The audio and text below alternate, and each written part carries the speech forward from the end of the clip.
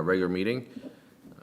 We have everybody here today, so we will not be doing verbal roll calls, just be a voice vote. Call the meeting to order. And first item is approval of the minutes from February 14th, 2022. Any corrections? Anything? If there are none, we'll consider those to be approved. Next up is other actions. Number 3 is continued Rise Up Recovery Special Use Permit 2022-14, operation of a state licensed residential facility, 305 5th Street East, in continuation from last meeting. John? Thank you, Mr. Chair and Planning Commissioners. Within your packet, I provided an update of some of the information that was requested at the last meeting. Again, what we're looking at tonight is a special use permit for Rise Up Recovery. This would be for a state licensed residential facility. What they're planning to do is to operate a facility called Providence House at 303 East 5th Street. This would contain a board and lodging with special services permit for substance use and disorderly recovery. So we reviewed this at the last Planning Commission meeting on February 14th, held a public hearing at that time. We had a couple of people that provided comment at the meeting, also a number of comments that were provided previous to the meeting. So a summary of all those comments, or actually all of those comments, are within your packet tonight. So at the meeting, there were some questions that the Planning Commission had related to the operation of the facility. We looked at those questions, worked with the applicant, Tiffany Newhart, and was able to bring back clarification on some of those. I'll go through a summary of that tonight. Tiffany is here if you have any clarification for her as well. So looking at the information that was requested at the last meeting, a lot of it was relating to operations. So there was a number of documents that were submitted by Rise Up for the packet, including a letter from Dr. Jeremiah Fairbanks, who's here tonight, talking about the addiction medicine services and how they would work with Rise Up Recovery, their housing intake agreement, intake checklist, screening form, and a number of other documents in here. From those documents, we were able to review the operations from a staff standpoint. And we used those to hone in better on the special use permit conditions. Many of the special use permit conditions within the packet are taken directly from the agreements and the policy manuals that were proposed by Rise Up. So looking at the questions that we had last week, one of them was relating to the definition of who they'd be serving, short-term, long-term, pre-treatment of residents. From my understanding and the information provided, there's really 2 types of treatment that are occurring within this facility. One would be what's termed pre-treatment or short-term emergency. These are individuals that are awaiting enrollment into a program. Not in a program yet, awaiting enrollment. One of the things that Rise Up would do is they'd have a requirement that these individuals, albeit they're not in a program, would begin to have services as they're being housed at the facility. The other would be post-treatment. These are individuals enrolled within a treatment program, having treatment. So that would be that population. As far as how many would consist of either, that would be unclear at this point. That may vary. Other question was operation of similar facilities operated by Rise Up. As noted, Rise Up operates a couple of other facilities within Dakota County, one in Burnsville, one in Lakeville. They are each 4 bedrooms. The Burnsville residence is licensed as a board and lodging facility that houses 6 women and receives housing support funding. So what they're doing there is housing people that are in the treatment program. The aspect here of pre-treatment emergency services are not being done at those locations. Also some information relating to other types of facilities that operate similarly. In the packet of information, it was noted that there's a couple of facilities, Docks Recovery in Rochester and Beyond Brink in Mankato, that operate similar to what is being proposed tonight. That is, they have 2 types of facilities. They have the pre-treatment, the emergency bed, and the post-treatment facilities. Was able to look into and speak to individuals at Docks Recovery and Beyond Brink to learn a little bit more about their operations. Docks Recovery has a 14-bed facility. It's part of kind of a larger operation that they do. It's on an old college campus, so it's a little bit set away from some other aspects of the community, but seems to work out well there. Beyond Brink operates in Mankato with 13 beds. This is located mostly in an industrial area with some homes in the vicinity. Both noted that the pre-treatment stays are generally going to be 2 to 10 days. Another question that came up was the level of recovery treatment of individuals served. Rise Up noted that they will provide outpatient community-based substance use and disorder services.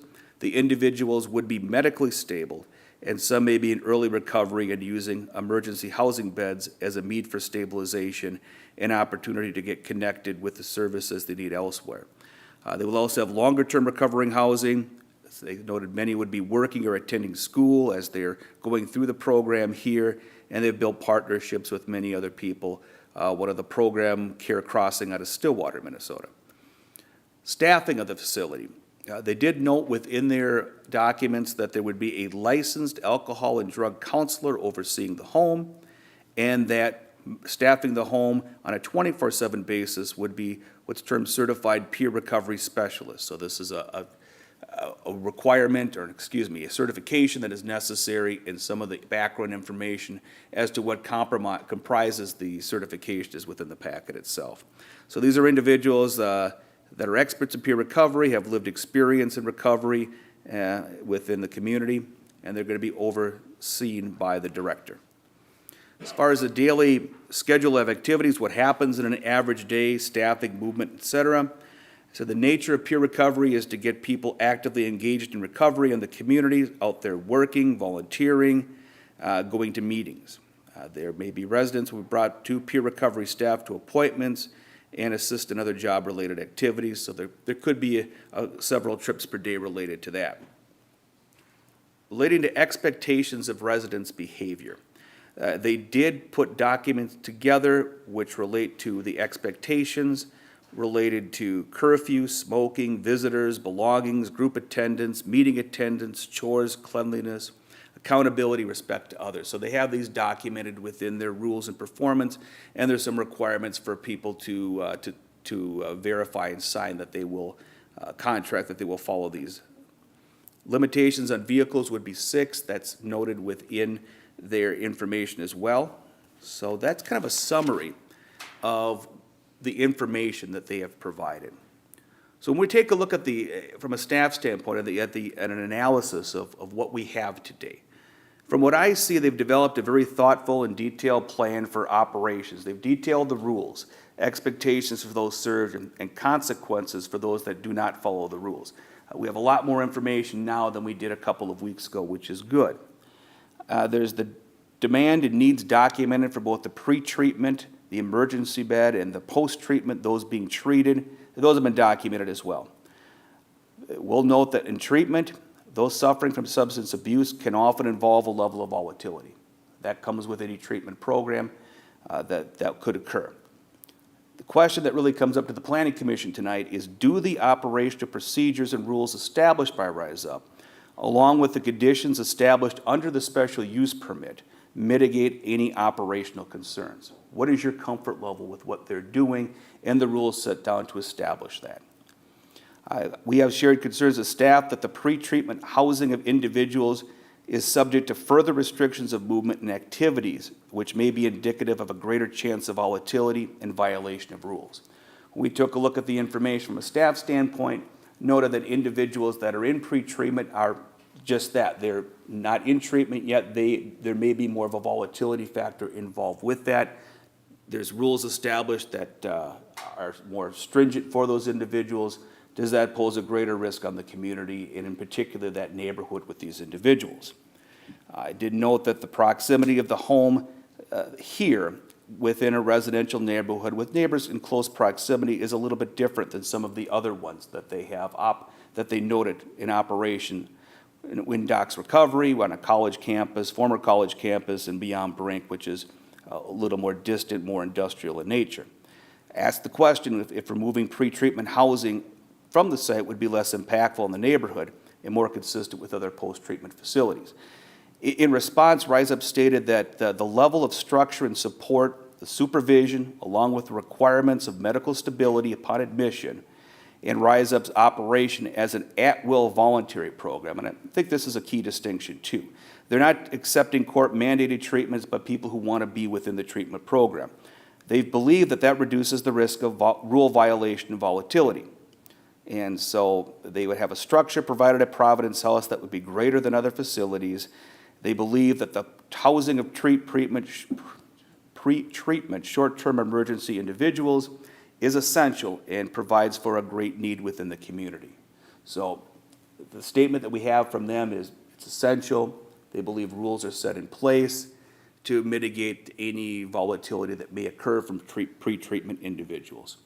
So we as staff, we are recommending approval. We've added a number of conditions to the report tonight that hopefully will help to mitigate some of the issues that could come up in the future. I'll run through those here. The maintaining of a state license from the Board of Lodging and Special Services from the state, having a rental license locally that'll go through building, electrical, and other requirements from a ordinance standpoint, must be supervised by a licensed alcohol drug counselor, 24/7 staffing by certified peer recovery support specialists or similar type of training. No more than 10 residents would be housed, housing limited to medically stabilized pre-treatment individuals and those enrolled in a qualified post-treatment program. Residents must participate in peer recovery support services. That's consistent with the documentation that they shared with us. They must maintain rules for conduct and expectations for residents served, including immediate dismissal of residents possessing illicit drugs, alcohol, and mood-altering chemicals. That again comes from the documents that Rise Up had developed for this as well. Pre-treatment individuals, those in the short-term emergency bed category, shall reside and remain at Providence House until a treatment placement is made. The only exception in that would be an accompanied by a member of a post-treatment program to attend recovery. So they are to remain at the house unless they are within recovery. That's for the pre-treatment individuals. So hopefully that would provide a little more stability there to mitigate any volatility that could come up. Residents of the facility should be respectful of the neighbors, should refrain from going out indoors or on the front steps of residents adjacent to the facility. That comes from the rules as well. Outdoor smoking shall be limited to a designated area out of public view that limits impact to surrounding residences. Residents should not gather in outdoor areas unless accompanied by staff. Resident intake shall be by appointment only with no walk-up intake services. Transportation arrangements must be made for residents discharged from the treatment program, so we don't have people that would be leaving the facility on foot. The number of vehicles limited to 6. Operation must maintain the peace, tranquility, and livability of the surrounding neighborhood. That was when I had spoken to the police chief, Schaefer, a little bit about operational conditions. That was one that he wanted to have within the permit requirements, and then the standard sunset clause provision. So that is a summary of what we've learned and the recommendation that we have as staff here. We held the public hearing on February 14th. I'm not aware of anyone who wishes to speak other than potentially the applicant here tonight. I can stand for any questions, or if you have any questions for Tiffany or Dr. Fairbanks, they're here as well. Thank you. Okay, thanks, John. Appreciate it. All right, I will open it up to commissioners. Questions? Discussion? Commissioner Romans? John, quick question on just the procedures for a special use permit as far as being in violation of any of these things. Just a logistical question. Can you walk us through what that means? So, of these conditions, if they're laid out here, what would happen if they're in violation of them, just for everybody to know? Sure. Violation of any of the conditions within the special use permit could be grounds for revocation. Now, to what level of a violation would trigger the pulling of one, I think we have a little bit of latitude in that one, but ultimately it would be a discussion by city council and an action by city council to revoke it. So there'd have to be some clear ongoing violations, in my opinion, for revocation to occur. Okay, so if there's just some small things throughout the time that the city's willing to work with and back and forth before, any permits are pulled or anything like that, but that there is a clause in here that if things went badly, the city could do something about it. Correct. Okay. Ideal. No, I think that's, I wanted a little bit of clarification on that process moving forward, so thanks. All right, Commissioner Romans, thank you. Commissioners, Commissioner Peters? I knew I was going to push my button. Yeah, just a question. Looking at the conditions that are described, all of them are very clear and objective, and, you know, it's easy to see if it's being met or not. The one that isn't is the one that the Hastings Police added about the operation must maintain peace, tranquility, and livability of the surrounding neighborhood, and that one is a little bit more subjective. So is that something where it would reference, like, if police were involved, or neighbor complaints, or if nuisance violations were, you know, violated, that kind of thing?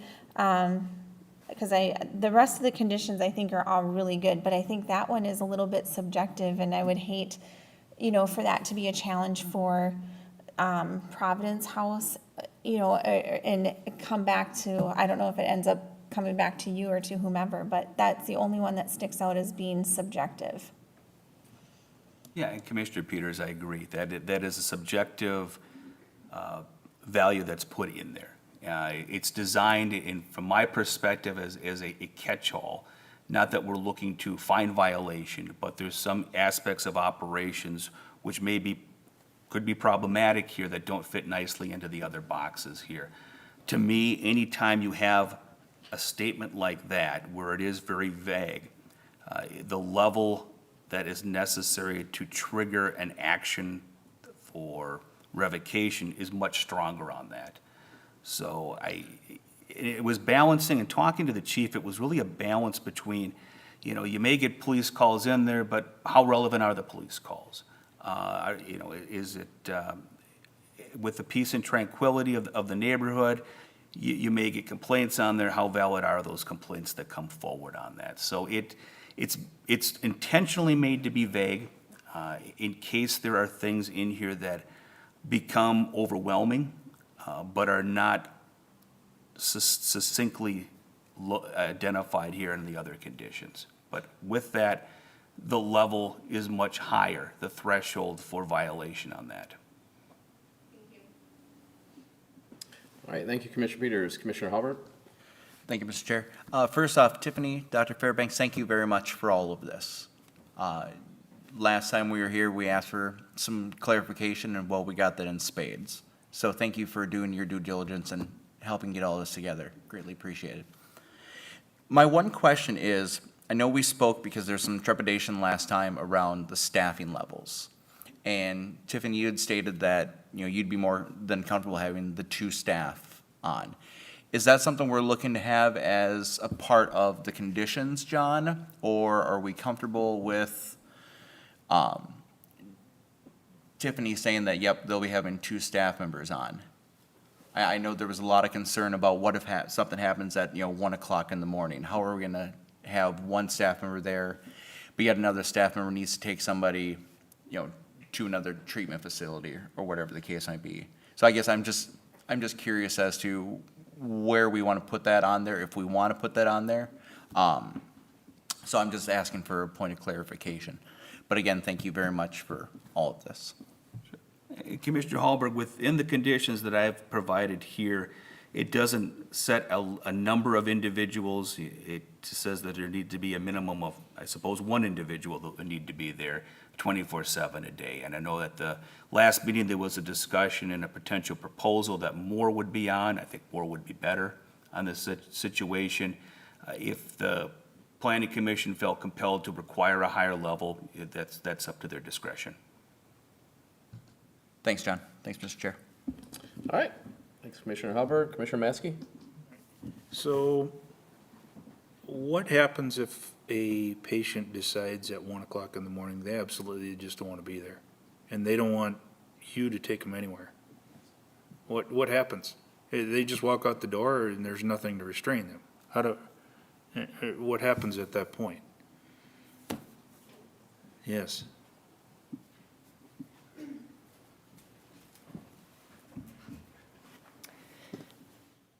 Should I do the whole Tiffany Newharth Rise Up Recovery. Yeah, that's absolutely a possibility that can happen. I also spoke with both Docs Recovery House and Beyond the Brink again to kind of get an idea of what they do in terms of staffing and that sort of thing. And staffing, they always have somebody on 24/7. And so if there's an emergency situation that comes in the middle of the night, I'm on call, some other people are on call, somebody is at the house providing supervision so that the other people are not left alone. The expectation will be very clear from admission that you can't just walk out the doors, right? I mean, we're an at-will program, so technically you can, but if you want to discharge, the policy will be you come and you talk to staff, and we'll help you with an appropriate discharge procedure, including getting you transportation to your ultimate destination. And that may look like them calling a family member to come and pick them up if they don't want us to take them. And that's completely feasible, but it will be clearly outlined that you're not just to walk out the doors and leave at 2 o'clock in the morning. Now, could that happen? Of course, we're not a locked facility, that could. I do want to highlight the point again that being an at-will program changes the dynamics completely. People aren't forced to be there, people aren't court-ordered to be there, people are not civilly committed to be there. These are individuals who want to be there. From experience, working in residential treatment facilities, I would say probably on at least multi-weekly basis, you have people who say, listen, I'm tired of this is hard, I want to leave. And that often looks like having a mediation with them and sitting down and talking with them and using motivational interviewing skills to help them make the choice to stay. Most of the time, 9 out of 10 times, 9.9 out of 10 times, they end up staying. So it's kind of a skill thing, right? Talking with people and helping them to make the choice to stay. Does that answer your question? Yeah, it does, but it still doesn't, you can't restrain them. It is No. an at-will program, so they can leave when they want to leave. And if they've absolutely decided they want nothing to do with the program at 1 or 2 in the morning and they're out of there, they're out of there. Yes, they are. And so, yeah, okay. That's And, enough of my. I mean, that does look like them leaving quietly, right? Yeah, and I mean- you would hope so. Yeah. Unfortunately, I've got too many individuals that I've conferred with in the last week or so, one of which has a child that's 30 years old that's been in multiple recovery programs, and she says he's waiting to get into another one, and OD'd just this last week. Yeah. And so he's been in and out of recovery programs. So, and she says, it's hard because they just never, and you never know, they get something that sets them off. And they say they don't have drugs on them. Next thing you know, they're out of somewhere, they've got something stashed and the OD'd on it. So it's kind of one of those deals where it's hard for, to hear that this is going to be not a problem within a neighborhood of somebody wanting to be out of there. And that to me is my conflict with this. It's hard for me to hear that this isn't going to be, you're not going to have a disruption of the neighborhood, no matter how good your SOP is. And unfortunately, this is a designated residential neighborhood. And it's our historic residential neighborhood of the city. And what do we want that residential neighborhood to look like? If it's our historic residential neighborhood of the city.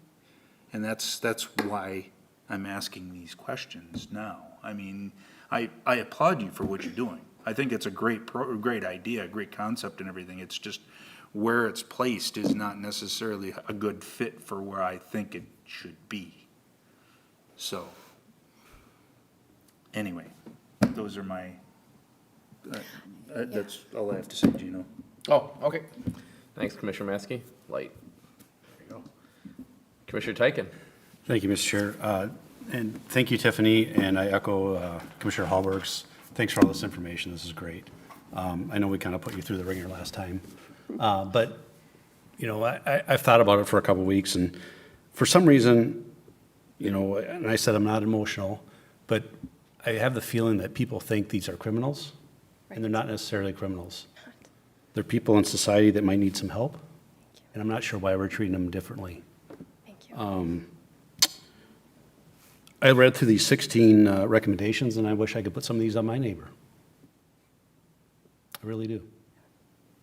So I think we're making you jump through more hoops than anybody else in the city that might be doing drugs, might be drinking and driving. You know, if my neighbor came home drunk, would we put him through some of this stuff that we're putting you through? I don't know. But at the same time, we have a duty to protect the city, and do things make sense where you're being asked to place? So we do have some duty to kind of look at things, and you know, the idea that this is at will placement, I think helps too, because I've been involved in the criminal justice system, and I know that people don't want to do when they're forced to do things, but if they're being asked for some help, then hopefully they'll get some help. Unfortunately, you know, when I read through some of these letters in the end, I don't know if your system would have helped those people or not, which is unfortunate, right?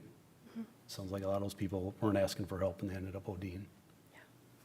So I think it's a segment of society that we need to do something for, and I applaud you for doing it. So my question to you is, of these 16 recommendations, are any of those that you're going to have a hard time following? No, sir. Okay. No, I feel completely comfortable with all of them, and they all make sense. Okay. Absolutely. And then, you know, to the city staff, thank you for pulling all that information together too. That was a lot of work. My question to you is around the rental housing licenses. So beyond the 16 we have here, there's a bunch of rules for a rental house too, right? And that could be another avenue that we could take to, if this doesn't work out for the city, to kind of separate ways with this. Yeah, Commissioner, with the rental housing licensure, it's more about the adherence to certain building and electrical and fire code requirements that are really- based upon, you know, having more people in a structure. So not detailing the operations of a treatment facility, but more a realization of making sure that the building is operated safely within a larger number of people.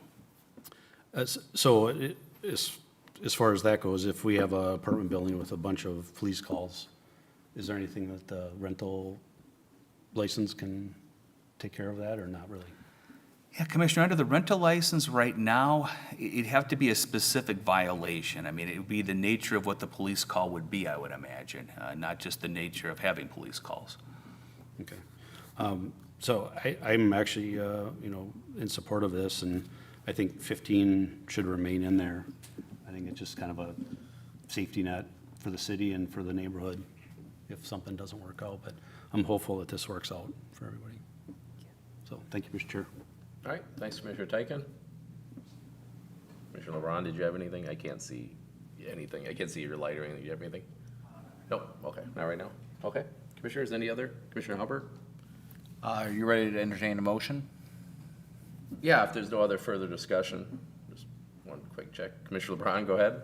Yeah, I just want to reiterate, thank you for pulling all this together. I think you went above and beyond in, you know, finding the resources that we were asking for and everything like that. And I guess I just wanted to express that the fact that this, you know, is in this neighborhood. Well, part of it is the fact that this building is already set up kind of to handle, you know, what you're looking for, right? So it's a use that is kind of consistent with the structure, the lot, everything, right? And then also, well, yeah, I think I'll leave it at that. That's good. All right, Commissioner Brown, thanks. Just real quick, I had some of the tougher questions for you during our last meeting, okay? We all have different backgrounds here, so that's kind of where I draw on when I ask questions, when something comes up for a special use permit. It's not a referendum on the cause. It's a referendum on the property and does it fit. We would do the same process if somebody wanted to open a dental office. The difference here is this is a 24/7 facility versus a dental office, which is Monday through Friday, 8 to 5, right? So, and it's in the historical district, And so there's some restrictions that we put on what people can and can't do with their homes on the exterior and so forth, which I won't go into. You're not making any changes to exterior, so we don't need to go down that path. This is just, does this use fit? So obviously, you know, when you buy a home or you own a home, you would expect that your neighbors, your new neighbors, are going to use the home in a certain way that is consistent with what is expected in a residential area. And when that is not going to happen, that triggers a special use permit. And that's why it has to be looked at. And that's why I had a lot of hard-hitting questions for you last time, because I need to know what the model was and what the operational aspect was of it. You know, and just for those that are having reservations, you know, if this was a standard single-family residential transaction, we wouldn't be here talking about it. The realtor wouldn't be asking most of the questions that we do. The buyer, the seller, or the buyer wouldn't be required to answer any of those questions, right? They would move in, and potentially 10 of their closest family members would move in as well, because they could. We wouldn't tell them they couldn't come and go past 10 o'clock. We wouldn't tell them they couldn't smoke outside if they didn't want to. We wouldn't tell them what kind of cars to own. We wouldn't tell them that none of them can have overnight jobs where they're coming and going at different hours, because I worked an overnight job for half of my career. And I can guarantee you I vacuumed the floor in my apartment complex at 3 o'clock in the morning. So you got to look at it from both angles, right? So we wouldn't ask nearly any of this in a standard residential transaction, but we do ask it in this particular case because it is a non-standard use of a property, of a residential property. So I kind of want to summarize where I was coming from when I asked you a lot of those questions. And so I really appreciate all the information that you provided. I just commented on the way in, I'm like, we got the information we asked for, and we got that and then some. And so I appreciate that. And so lesson learned for anyone else out there who's watching, you know, when you're coming in front of us with a special use permit, provide as much information as you possibly can. It makes things go a lot easier. And I think had we had all this information, it would alleviate a lot of those questions that popped up in the first public hearing and so forth. So I just wanted to thank you for your hard work on that. 2 weeks was not a lot of time to get this done. I did look up the 2 residents that you operate in Lakeville and Burnsville. I looked them up on Google Maps just to see the setup of the house. One looks like a corner house. One is a standard residential lot, probably 150 square feet, 200 square feet. This one's really no different. It's got a lot of shrubbery. I went around and looked at it. But yeah, so again, when somebody moves in next to you, you don't hand them a contract and say, promise me you won't do the following 60 things. Sure. Wouldn't that be nice? But we don't, okay? But in this particular case, we had to ask some of those questions because it's a formal process that we have to go through. So I just wanted you to, hopefully you understood where I was coming with that. Yes. You know, I just needed more information in order to make an informed decision. So thank you very much for doing that. Before we take a vote, I'd like to give you an opportunity to speak if you'd like, because you did write a pretty good little letter. I mean, you did show up, and if it's okay with my fellow commissioners, I'd just like to give him an opportunity to speak for a moment.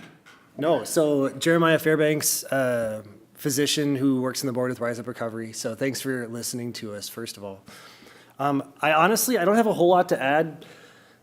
Based off of the questions you've had, I think the concerns you've raised are reasonable, and I think that the concerns the community you've had have been reasonable concerns as well. But I also think we have appropriate responses to those. I think that working in addiction medicine as my specialty, I see, you mentioned at one point people waiting for recovery overdosing, right? That's a huge deal. And so this fills that gap. The big reason that happens, oftentimes, my patients that overdose while waiting for recovery are living in the house they were living in before with the people that they were living with before. They were doing, everything was around them, and the temptation, essentially from a neurochemical standpoint, is too high. It's too great. You just can't, it's insanely tough to overcome. So I just want to emphasize how big of a need this actually fills. The places that do this is innovative, and the piece that recovery in general misses in the broader spectrum of recovery overall. Like we mentioned many, many times, addiction is something nobody chooses to have. It's not something that someone wakes up and says, I'm going to lose my family because I want to go drink as much as I possibly can. There's a lot that goes into it beyond that, and I think offering people help is the least we can do as a community. I will say that it's not like not having Providence House here is going to eliminate the problem. I think on the contrary, I think that, so the concerns about volatility, people in the neighborhood, et cetera, I don't think Providence is going to be the thing that causes that. I think those people are there, they're in your neighborhoods. People with substance use disorders are in my neighborhood. I've lived in houses with people with substance use disorders in that community that this one's at. And so I can't support this enough from a purely medical addiction recovery standpoint. I think that if this ever gets revocated, I would be absolutely shocked to my bones. So I don't know. Do you have any questions for me, I guess? I don't have a lot to add. I could go on and on about how much I appreciate this project, and I think it's going to do a great thing. But I don't know. No, I think your letter stated everything just perfectly. Great. So I just wanted to give you an opportunity to speak. No, thank you. Thank you for coming here. Absolutely. Thanks Thank for you. having me. All right, commissioners, I think Commissioner Halberg wanted to make a motion. If there's no other further discussion, we'll let him go ahead and make that motion. Commissioner Halberg? Thank you, Mr. Chair. I'd like to make the motion to approve the Rise Up Recovery Special Use Permit 2022-14 State Licensed Residential Facility at 303 5th Street East with the recommendations of staff. Okay, with the 16 recommendations as they are listed. Is that Correct. Okay, so we have a motion on the floor to approve. Commissioner Halberg, do we have a second? I'll second it. Commissioner Tyken, second. Any new or further discussion? If none, we'll go ahead and take a vote. All in favor, say aye. Aye. Opposed? Opposed. Okay, so one opposition and however, what do we have, 1, 2? Six, okay. So just for the record here, so we have, ayes would be 6, and 1 opposition, and that would be from Commissioner Mansky, correct? correct. That's Okay. correct. And I will add that recommendation to the city council. City council will take this up next Monday on March 7th. Thank you. Okay, thank you. Tiffany and Dr. Fairbanks, thank you for coming tonight. I appreciate it. Thank you for your time.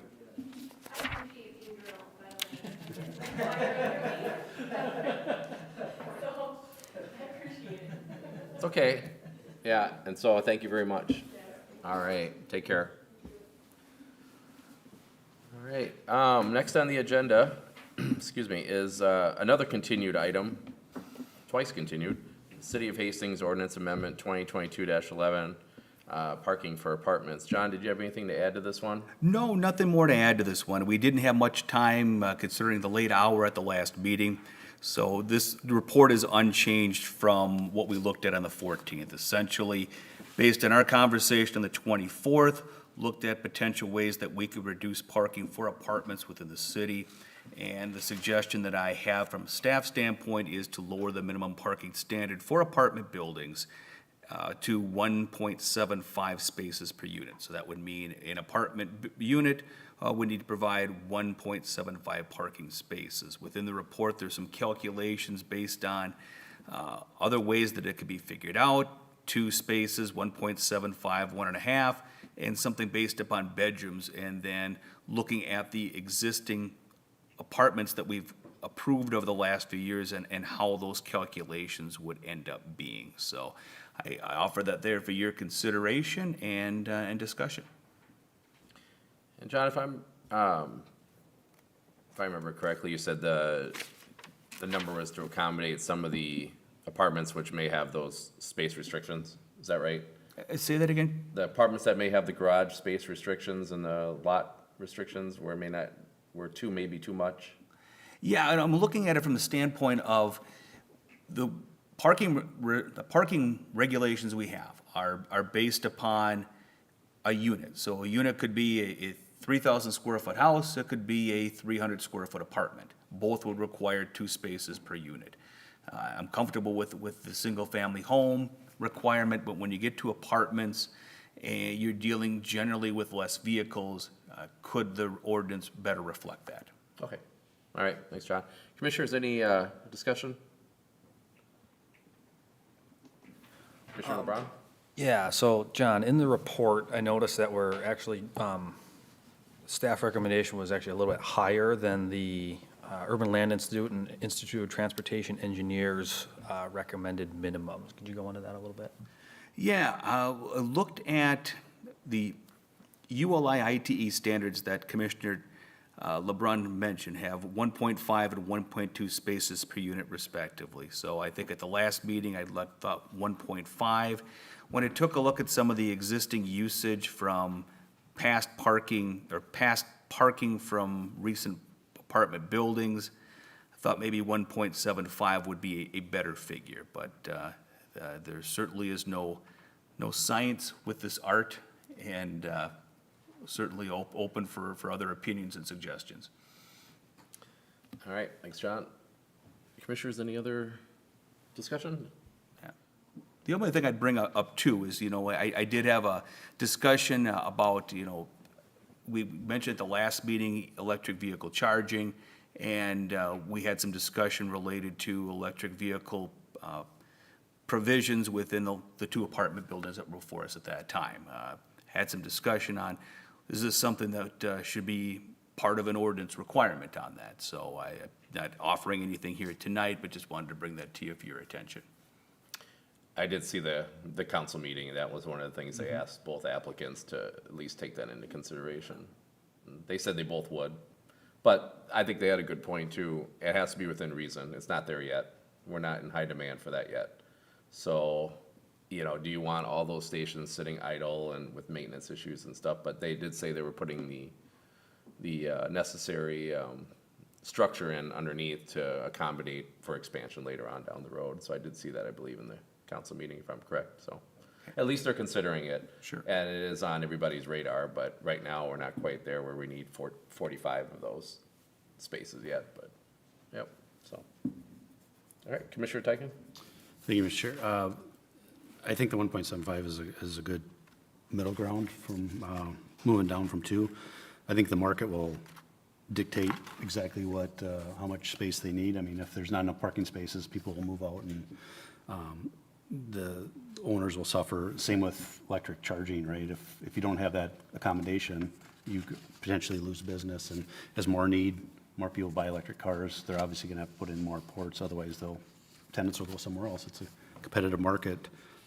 So I'm in favor of this. I don't like to build too big of parking lots, but at the same time, I don't want them to affect the neighborhood either and have people park on streets. So it's fine, it's a fine balance, so I'm fine supporting this and seeing where it goes.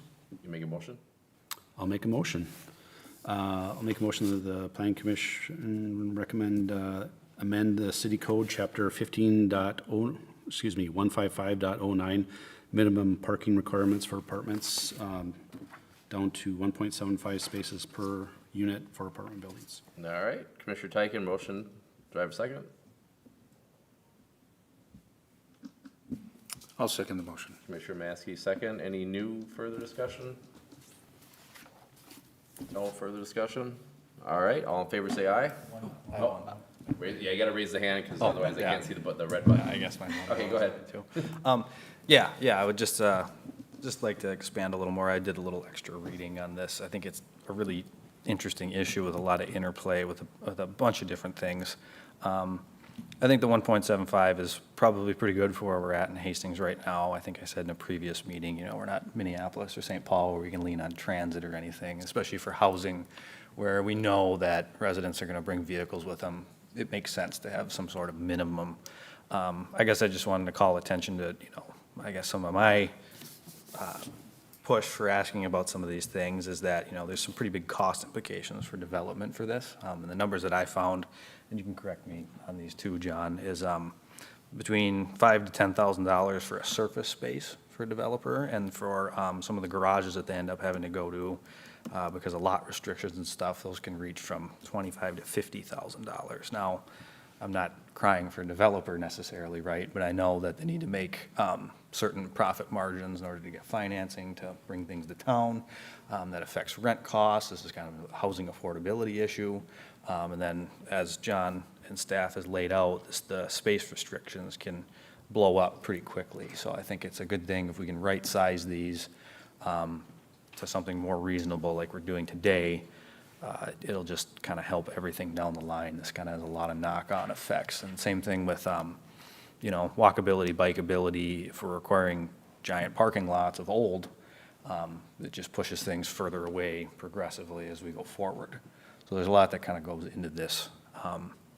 So, yeah, I think I'm comfortable with, you know, where we're at. I don't think we'll cause any unintended effects with this step at the moment. And I think it's something that we could probably spend some time thinking about further in other parts of the zoning code. I know there's been a lot of success even in similar sized communities with reducing some of these, or even eliminated in some cases, some of these requirements for, say, businesses. And they can really expand flexibility and options for, you know, developers, somebody that's looking to come in.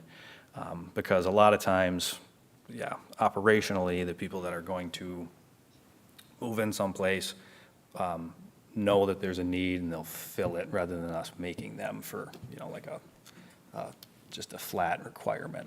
So that's my piece on that. All right, thanks. Thanks, Commissioner Braun. Any other further discussion? Raise your hand. No? Okay. I will go ahead and take a vote. All in favor, say aye. Aye. Aye. Opposed? Motion carries. Thank you, Commissioners. This will be going to City Council on the 7th for first reading, and then public hearing, second reading, adoption on the 21st of March. Thanks. All right, thanks, John. When does the Rise Up Recovery, is that the same council meeting? Yeah, that'll be the 7th. All right, perfect. Yeah, All right, they'll go directly there. all right, perfect. Next is other business. Other business, John. well, there wasn't too much at the last city council meeting. We did have that special use permit in the industrial park for the automobile repair operation that was approved. The other items that were reviewed by planning commission on the 14th will all carry forward on the 7th, along with Rise Up Recovery, so that may be a longer meeting as well. But with the work you've done here, maybe not so much. So we'll have that going forward. Looking at our next meeting schedule, that would be for the 14th of March. At this point, I don't have any public hearings scheduled, so I'll keep you in contact as far as whether we hold that meeting or not. But that's all I have at this point. Thanks, John. Commissioners, any other business? No? Go ahead, Commissioner Tyken. John and Commission, just a note, if we do have the 14th meeting, I will be out of town. Okay, will do. Won't be able to attend it. Okay, perfect. Any other? Nope. If not, we'll go ahead and motion to adjourn. Commissioner Romans, second. I'll make the motion to adjourn. All right, second. I'll second it. All right, Commissioner Tyken, second. All in favor, say aye. Aye. Aye. Opposed? We are adjourned.